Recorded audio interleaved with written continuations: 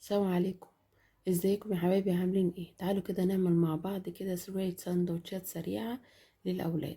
حاجة كده بسيطة جدا وبإمكانيات بسيطة. هنعمل سندوتشات حلوة قوي للأولاد، وجميلة وخفيفة وسهلة وسريعة. أنا عندي هنا جبت 2 حبة طماطم و2 فلفل رومي وفلفل واحدة بس كده من الفلفل الشطة. لو مش عاوزة شطة خلاص بنشيلها من الوصفة، بس خلوا بالكم الوصفة دي تكفي من 5 ل6 أفراد. ممكن الوصفة اللي احنا هنعملها النهاردة نحطها في كريب، عيش كريب جاهز، أو تعملي كريب في البيت، أو تجيبي عيش سوري وتحطيها في قلبه. جميلة جدا جدا وخفيفة. أنا عندي هنا فرم عملت يعني قطعت البصل والفلفل والطماطم. طبعا أنا جبت 2 حبة بصل كبيرة كده وقطعتهم. عندي هنا بقى زي ما انتوا شايفين كمية من الفراخ مش كبيرة، يعني عندي صدر فرخة كده وقسمته نصين، كنت متبلاه من قبل كده في التلاجة. طبعا كل ما تتبليه وتسيبيه في التلاجة بيبقى طري حلو جدا وطعمه جميل احسن من اللي بتعمليه يكون سادة. انا طبعا عندي هنا صدر الفراخ ده انا عاملاه بطماطم، متبلاه بطماطم وكوباية من اللبن.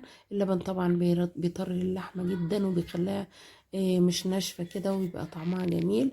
حطيت بصل ولبن، وحطيت حبة طماطم، وحطيت كمان قرن فلفل كده. ممكن تحطي فلفل شطة او فلفل بارد. وحطيت عليه توابل اللي هي الفراخ الجاهزة، توابل خلطة الفراخ الجاهزة، او ممكن تجيبي توابل الشاورما الجاهزة.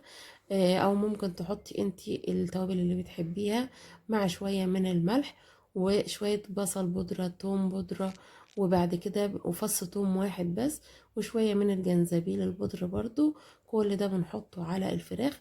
وبعد كده طبعا انا حبيت ان انا ادي الفراخ تشويحة سريعة كده في الجريل. وبعد ما بديها تشويحة سريعة في الجريل على نار طبعا تكون عالية، حطيت عليها شوية من توابل الفراخ، حاجة بسيطة عشان اظبط الطعم بتاعها. ممكن تحطي بدالها توابل الشاورما الجاهزة بتتباع في السوبر ماركت. وبعد كده نزلت بقى بحتتين بصل كده عليها وشوحتهم معاها مع الفلفل الأخضر.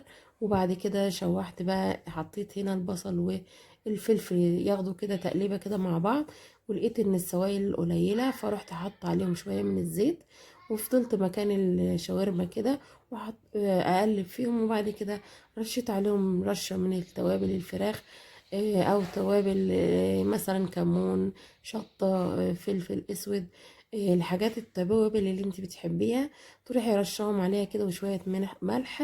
بتخلي البصل يدبل كده معاكي ويبقى طعمه جميل ومسكر. طبعا بعد ما خلاص حسيت ان الفراخ استوت، انا نزلت بالبصل والفلفل الاول وبعد كده هنزل بالطماطم عشان خاطر الطماطم ما تنزلش المية بتاعتها، عشان كل حاجة ده بتحتفظ بإقامة. وطبعا بنحطها زي ما قلت لكم، يا اما بنجيب كريب كده وشوية كاتشب ونعمل احلى سندوتشات شاورما.